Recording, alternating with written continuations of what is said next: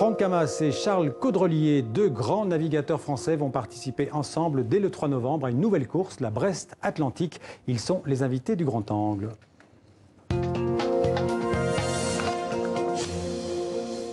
Bonjour à vous deux, bienvenue sur TV5 Monde. Bonjour. Alors je commence par vous, Franck Hamas, vous avez l'un des plus beaux palmarès de la voile française. Vous avez notamment remporté la Transat Jacques Vabre à 3 reprises, je pense, la Route du Rhum et la Solitaire du Figaro. Et vous avez aussi détenu plusieurs records de vitesse, notamment le Tour du Monde à la voile et la traversée de l'Atlantique. Et puis à côté de vous, donc Charles Caudrelier, bonsoir. Parmi d'autres courses, vous avez vous aussi remporté la Solitaire du Figaro, la Transat Jacques Vabre et la Volvo Ocean Race en 2017-2018. Bref, deux grands marins sur le plateau du 64 minutes et deux amis dans la vie. Vous avez d'ailleurs souvent navigué ensemble. Et là, le 3 novembre, donc, vous allez vous lancer un nouveau défi avec une nouvelle épreuve, la Brest Atlantique. C'est presque un tour du monde, hein, la moitié ou trois quarts d'un tour du monde. Voilà. De Brest à Brest, en passant par Rio au Brésil et le Cap en Afrique du Sud, sur un maxi trimaran. Ce sont des bateaux appelés Ultime, sur le maxi donc Edmond de Rothschild, un projet préparé depuis plusieurs mois. On va regarder, avant d'en parler ensemble, un extrait d'un reportage de la rédaction de France 3 Bretagne. Le choix s'est imposé à la direction après les entretiens. Le programme des régates est dense, 11 courses à enchaîner sur 4 ans. L'équipe a déjà défini les rôles et il faudra alterner les courses en solitaire, en double, en équipage, ainsi que les tentatives de record. Dans ce programme de 4 ans, on a 3 courses en solitaire.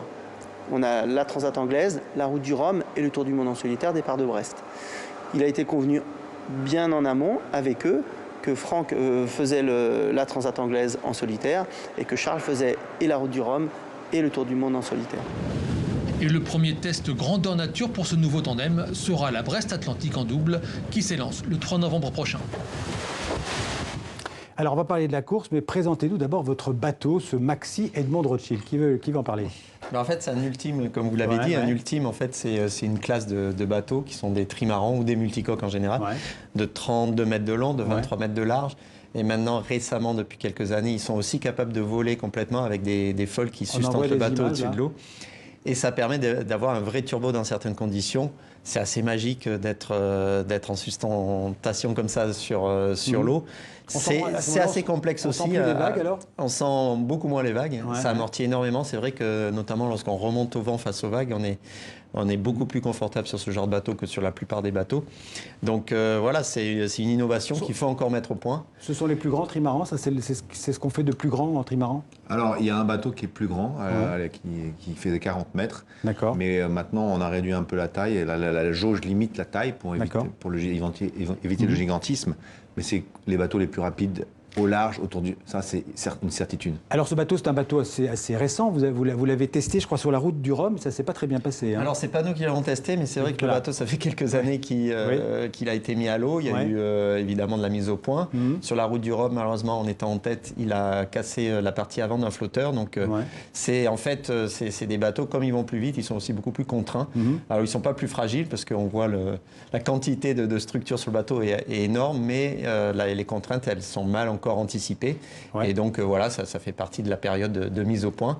Et puis aujourd'hui, on a la chance avec Charles, depuis quelques mois, de naviguer sur ce bateau-là. Voilà, et donc dernièrement, vous avez navigué à deux? On a navigué en équipage pour le Fastnet, ça a été la première confrontation. C'est la Fastnet Race. Donc voilà, confrontation avec nos concurrents, François Gabard, Thomas Et vous avez Covid, gagné, je crois, avec quelques... Il y a eu un coup de théâtre. 59 secondes d'avance sur François, après une bataille de 48 heures où on se voyait tout le temps et voilà. Mais c'est bien, c'est ce qu'on veut, c'est ce qu'on cherche. Parce que non seulement les bateaux sont très rapides, mais en plus la flotte est très homogène, la concurrence elle est là.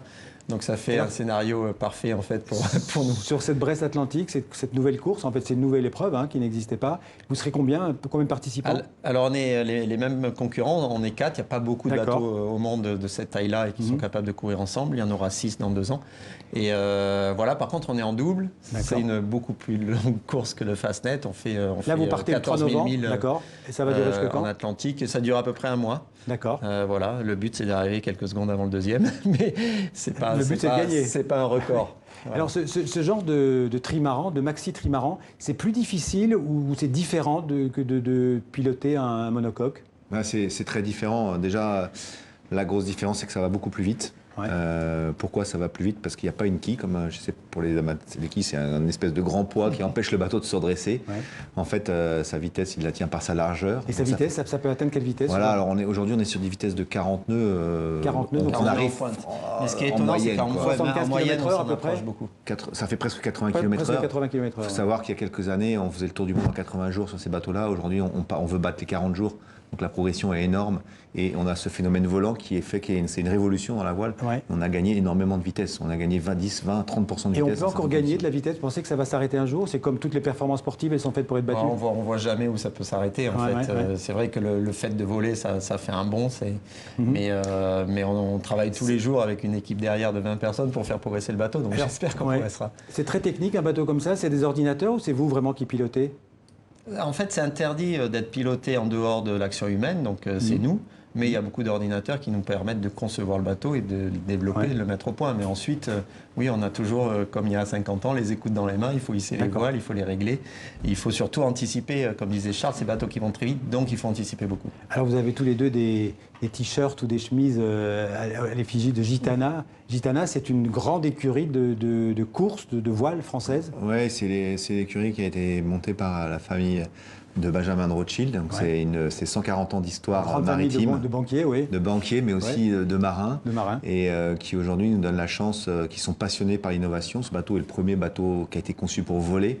C'est ce qui leur a plu et ça nous donne la chance d'être dans une... C'est un peu le Ferrari de la course au large. On a la chance d'être dans cette écurie, d'avoir les moyens de développer les bateaux, d'innover.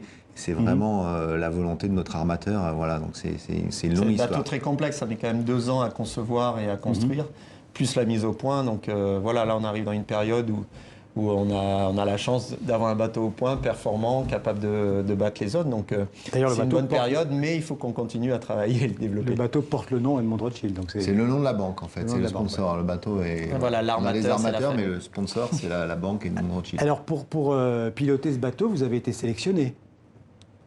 Oui, comme dans une équipe presque de Formule 1. Ça a été compliqué la sélection ou ça a été, vous avez écrasé vos concurrents? Comment ça s'est passé? Non, ce qui est particulier, c'est qu'à l'origine, ils cherchaient un skipper et qu'on s'est retrouvé à 2. Ouais. Et voilà, l'histoire fait qu'en fait, ils se sont rendus compte qu'il y a beaucoup de courses dans le programme en équipage et en double, que de porter tout seul un projet pour un skipper, c'est pas forcément évident. Et puis dans cette écurie, ce qui est particulier, c'est que parfois c'est le skipper qui porte le projet, qui trouve le sponsor. Là, le sponsor, il est là. C'est une écurie, c'est vraiment une écurie de course au large. Et ils se sont dit, on a besoin de 2 marins. Et quand ils ont fait la sélection, ils se sont rendus compte qu'il y avait 2 personnes qui avaient très envie de naviguer ensemble, qui avaient une longue histoire. Ouais. Et que c'était simple et qu'on avait fait des belles choses ces dernières années. Donc ils ont pensé à nous, voilà. Moi, je suis un peu profane en matière de voile. Un bateau comme ça peut se conduire, ça peut se piloter tout seul? Oui, c'est aussi prévu pour naviguer tout seul. La route du Rhum, c'était sur ces bateaux-là tout seul. Et dans le programme, dans les années futures. Alors, malgré votre palmarès à tous les deux, comment on aborde une course comme Brest-Atlantique? Déjà, on oublie notre palmarès parce que ça ne sert à rien, si ce n'est l'expérience. À chaque fois, c'est un nouveau challenge et c'est pour ça que ça nous excite. C'est que pour nous, le bateau est nouveau, on doit le découvrir, on doit appréhender aussi une concurrence qui est extrêmement performante et présente. Et voilà, notre rôle et notre mission, c'est de mener le bateau au maximum, d'éviter les erreurs. On en fera tous un peu, mais il y a beaucoup d'écueils pendant 30 jours de mer. Et de le préparer, ce bateau, et de le développer, c'est ce qu'on fait tous les jours. Quand on le voit sur la mer comme ça, la mer est assez calme, là, c'est dangereux, c'est difficile, c'est dur, une course comme celle-là. Ouais, c'est des bateaux qui sont dangereux parce que justement, c'est des bateaux qui peuvent chavirer, contrairement aux autres bateaux. C'est aussi pour ça qu'ils vont vite, mais effectivement, on vit en permanence avec cette épée de Damoclès au-dessus de la tête. Il ne faut pas que je me retourne, il ne faut pas que je fasse une erreur. Et en fait, une erreur, c'est quoi? C'est un nuage mal anticipé. Là, le vent peut monter et on est trop toilé et on perd le contrôle du bateau. L'avantage quand des concentrations aussi. Ce qui va être difficile, c'est gérer son bateau, gérer les hommes. On n'est que 2 à bord. Les manœuvres sont difficiles. La veille est compliquée sur ces engins-là. Le stress, il est permanent. En général, il faut arriver à tenir 30 jours avec toutes ces contraintes. Il y en a un qui dort et l'autre pilote, c'est ça? Exactement. On se croit, c'est du solitaire à mi-temps. Et on n'oublie pas qu'il y a un 3e en fait à bord. C'est une nouveauté, une innovation en France, c'est avoir un médiaman ou un reporter embarqué qui va raconter les histoires, qui va monter les images, les faire et les monter. Et j'espère, vous, à terre, vous aurez chaque jour on pourra vous suivre. Exactement, de quoi nous suivre. Naviguer en novembre sur l'Atlantique Nord et Sud, c'est un bon moment pour la météo? On va partir l'hiver, on va aller vers le sud et l'été. Donc oui, c'est bien, c'est au moment où les équipages choisissent de partir pour faire le record autour du monde, donc c'est à peu près la bonne période. Il faut avoir la chance de partir avec des vents portants, ça ne va pas être forcément le cas. Mais ensuite, dès qu'on va atteindre les alizés et passer devant Rio, c'est très beau Rio, mais on ne va pas s'arrêter normalement. Et là, on va rentrer dans les 40e rugissants, en fait, à un moment avant de remonter. Ça, vous les connaissez par cœur? Pas par cœur, mais on les connaît et de toute façon, c'est toujours différent. J'ai lu en préparant cette interview que vous étiez complémentaires. En quoi c'est vrai, c'est pas vrai? Je ne sais pas ce que vous avez lu, mais, que vous étiez deux marins complémentaires. Oui, déjà, on a une énorme confiance l'un envers l'autre. Je pense que la richesse aussi de travailler à deux, c'est qu'on peut avoir d'autres idées, c'est qu'on est très... Quelles sont les grandes qualités de Charles et inversement? Je vais poser la question. Je ne sais pas si on est complémentaires. Moi, je pense que quand il est à la barre ou au réglage et que je suis en train de dormir, je peux dormir sur mes deux oreilles et je sais que le bateau ira vite et que ça va pousser au maximum. Et puis si j'ai un truc à dire, je lui dis et il ne prend pas ça mal. Ça, c'est aussi important. Important sur un bateau, oui. Exactement. Non, mais on n'a pas la même histoire non plus, même si on a fait plein de choses en commun et plein de courses essentielles. C'est vrai que Franck est très connu pour être très fort techniquement. Et ce bateau est très technique. Donc là-dessus, il est très fort. Et pour moi, c'est intéressant de travailler avec lui. Il a eu la chance de développer beaucoup de bateaux.